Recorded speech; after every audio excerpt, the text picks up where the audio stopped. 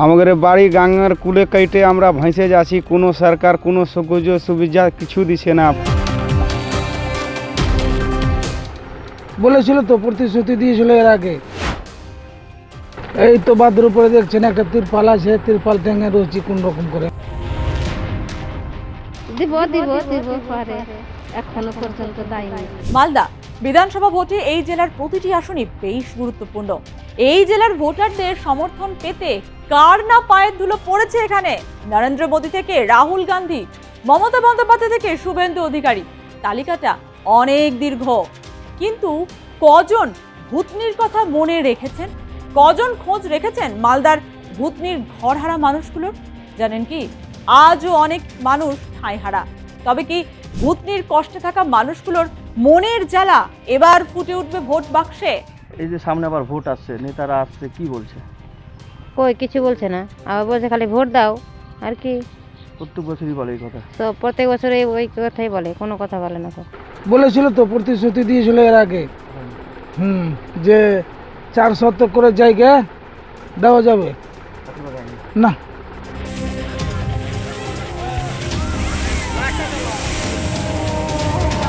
সব জানেন জনপ্রতিনিধিরা, তারপরেও প্রতিশ্রুতির ফুলঝুরি ফুটছে নেতাদের মুখে। তো ওদের কথাও ভাবেন।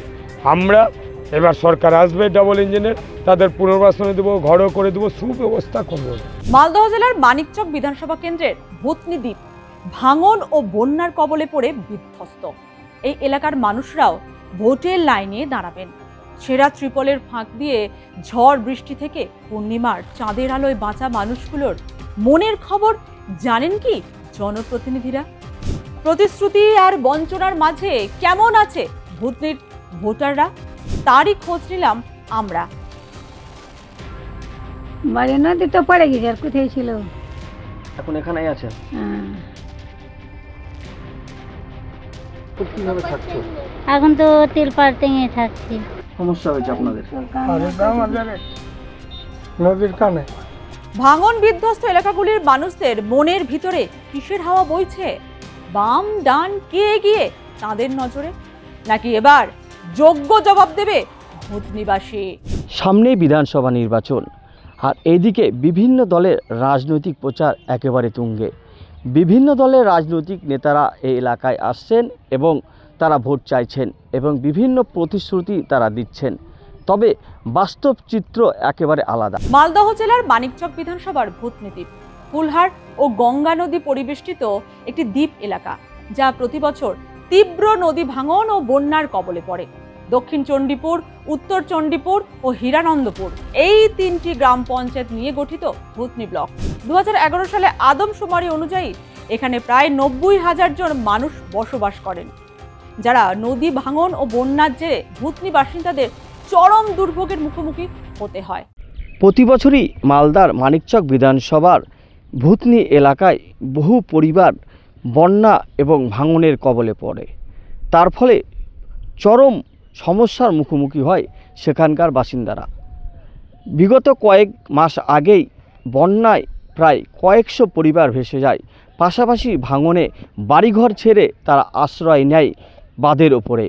এখানেই বাঁধের ওপরেই খোলা আকাশের নিচে তারা দিন কাটাচ্ছে।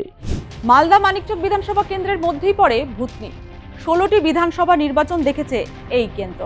তার মধ্যে কংগ্রেস 9 বার জয়ী হয়েছে, সিপিআইএম 4 বার, তৃণমূল কংগ্রেস 2 বার জিতেছে।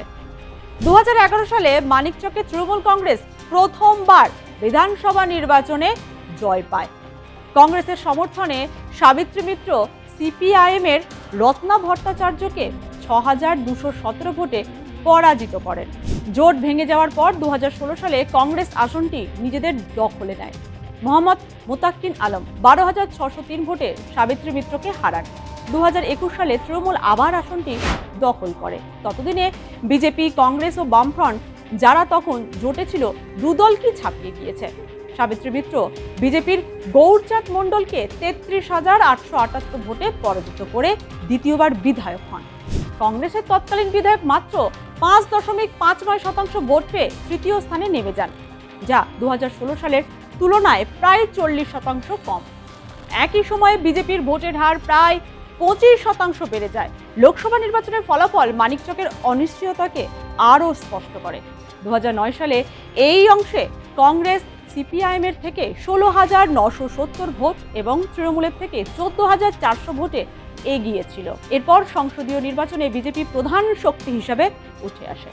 2019 সালে তারা এখানে কংগ্রেসের থেকে 29,889 ভোটে এগিয়ে যায় এবং 2024 সালেও লিড ধরে রাখে, যদিও ব্যবধান কমে দাঁড়ায় 8,535 ভোটে।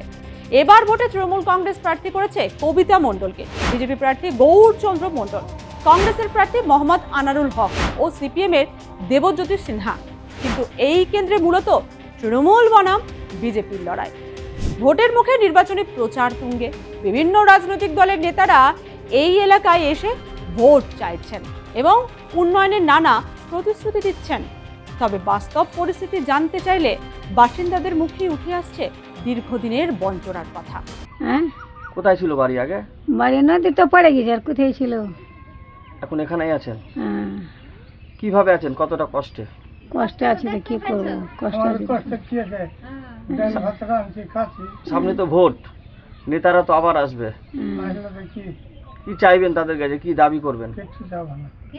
সেই হও তো মিলে না, কিছু দেয় না, ভোটের সময় খালি ভোট দিতে হবে, ভোট দিব।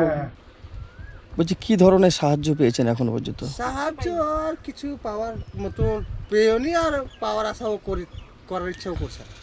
এই যে প্রত্যেক বছর ভোট আসছে, নেতা নেত্রীরা ওরা যে করছে ওরা নিজে নিজে করছে, আমাদের জন্য কিছু করে না। কিছু না, না, খালি প্রতিশ্রুতি দিচ্ছে। খালি প্রতিশোধ। ওরা নিজে নিজের ভাবছে সারা জীবন, দিদিও করলো, দাদাও করলো, আরও কেউ করেছে, কেউ কারো না। গরিবই থাকলো, আর দিদিরই থাকলো, দাদারাও থাকলো দাদারের মতনই। কেউ কিছু বলছে তো আরও এদিক ওদিক কথা বলে হটিয়ে দিচ্ছে না। ছিল এইখানে মোটামুটি আমরা 300 বাড়ি ছিলাম, সব নদীতে চলে গেল। বাড়ি ছাড়া কি কি ছিল? বাড়ি সব পাকার বাড়ি ছিল, গরু গাই সব এই এগুলাই করে খাচ্ছি আমরা। জমি জায়গা ছিল, জমিন জায়গা ছিল, সব কেটে গেল, সব দিরার চরে চলে গেল। রাজনৈতিক নেতারা তো প্রতিশ্রুতি দিতেই ব্যস্ত, এখনো সবার মুখেই হচ্ছে হবের আশা জাগানো বাণী। আদৌ কি নেতাদের কথায় চিড়ে ভিজবে? ভোটাররা তো বুঝে গেছেন প্রতিশ্রুতির সারমর্ম কি, যা তারা হাড়ে হাড়ে বুঝছেন। দেখুন, গঙ্গা হচ্ছে আমাদের ভারতবর্ষের জাতীয় নদী। সেই গঙ্গা ভাঙনে কেন্দ্রীয় সরকার এড়িয়ে যেতে পারে না, কিন্তু কেন্দ্রীয় সরকার রীতিমতো পশ্চিমবঙ্গে গঙ্গা ভাঙনে কোনো রকম কাজ করছে না, কোনো রকম টাকাও দিচ্ছে না, একদম এড়িয়ে যাচ্ছে, বাংলাকে বঞ্চিত করছে। তার মধ্যে পশ্চিমবঙ্গ সরকারের মাননীয় মুখ্যমন্ত্রী মমতা বন্দ্যোপাধ্যায় গঙ্গা ভাঙনের প্রচুর কাজ করছে এবং বাদ দেওয়ার কাজ করেছে, এবং সেখানকার প্রচুর মানুষকে, যে মানুষগুলো যাদের বাড়িঘর গঙ্গায় চলে গেছে তাদেরকেও পুনর্বাসন দিয়েছে, এবং যারা এখনও পায়নি তাদেরকেও আগামী দিনে দেওয়ার ব্যবস্থা করবে তিনি রীতিমতো তাদেরকে বলেছেন। কিন্তু বিজেপি সেখানে গিয়ে রীতিমতো রাজনীতি করছে, তারা সব নিজেদের দোষ অন্যজন ঘাড়ে চাপে যাচ্ছে। কিন্তু তাদেরও দেখা উচিত যে পশ্চিমবঙ্গ সরকার থেকে তারা কোটি কোটি টাকা ট্যাক্স নিয়ে যাচ্ছে, কিন্তু সেই তুলনায় পশ্চিমবঙ্গকে 2021 সালে হারার পর থেকে তারা পশ্চিমবঙ্গকে বঞ্চিত করে যাচ্ছে। পুরোটা ব্ল্যাকমেল করেছে ভূতনিকে, পুরোটা ভূতনিতে লুটরাজ চালিয়েছে।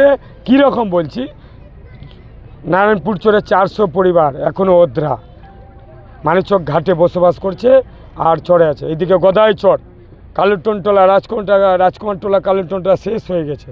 মাছ ধরে খায়, গদাই চরে জমি চাষ করে খায় ওরা। ওদের পাট্টা দেওয়া হয়নি, ওদের পুনর্বাসন দেওয়া হয়। কার দেওয়া হয়েছে? তৃণমূলের বড় বড় নেতাদের টাকার বিনিময়ে পাট্টা দেওয়া হয়েছে। প্রত্যেকের কাছে 2000 করে টাকা নিয়েছে, পাট্টা দিয়েছে, 20,000 করে টাকা নিয়েছে তৃণমূলের নেতাদের, অথচ ওদের কথাও ভাবেনি। আমরা এবার সরকার আসবে ডাবল ইঞ্জিনের, তাদের পুনর্বাসনে দেবো, ঘরও করে দেবো, সুব্যবস্থা করবো। বন্যার জেরে নদী ভাঙন, প্রতি বছরই একই সমস্যার সম্মুখীন হতে হচ্ছে ভূতনিকে। ভাঙন ও বন্যার স্থায়ী সমাধানের জন্য দ্রুত মজবুত বাঁধ নির্মাণের দাবি তুলেছে তারা। প্রতিবারের মতো এবারও প্রতিশ্রুতি মিললেও কবে মিলবে স্থায়ী সমাধান, সেই প্রশ্নই ঘুরপাক কাটছে ভূতনির মানুষের মনে। এখন দেখার ভূতনির মানুষ কি রায় দেয় ভোট বাক্সে।